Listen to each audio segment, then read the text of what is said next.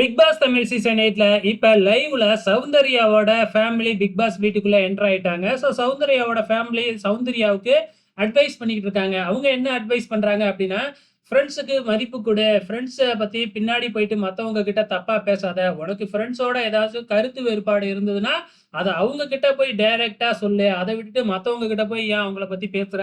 அப்படிங்கிறது தான் மெயின் அட்வைஸாவே சௌந்தர்யாவுக்கு சொல்றாங்க. அது மட்டும் இல்ல, "நீ மத்தவங்களுக்கு மரியாதையே குடுக்க மாட்டேங்கிற. குறிப்பா மஞ்சரி பேர சொல்லி, மஞ்சரியெல்லாம் ஏன் அப்படி பண்ணுன?" அப்படிங்கிற மாதிரிலாம் கேள்வி கேட்டிருப்பாங்க. அது மட்டும் இல்ல, நம்ம சௌந்தர்யாவோட அம்மாவுக்கு ரொம்பவுமே புடிச்சது ஜாக்லின் தானாட்டுக்கு.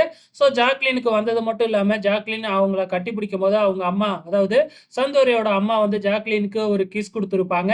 நம்ம தீபக்க தான் வந்து பாத்தீங்கன்னா, சௌந்தர்யாவோட அப்பாவுக்கு ரொம்பவுமே புடிக்குமாட்டுக்கு. ஜென்டில்மேனா விளையாடுறாப்ல இல்லையா? அதனால பிழிஞ்சிருக்கு. இன்னும் வந்து பாத்தீங்கன்னா, நெறைய அட்வைஸ் போய்க்கிட்டு இருக்கு. ஜாக்லியோட ஃபேமிலில இருந்து அவங்க அம்மா, அவங்க தம்பி, அவங்க அப்பா 3 பேரும் வந்திருக்கிறாங்க.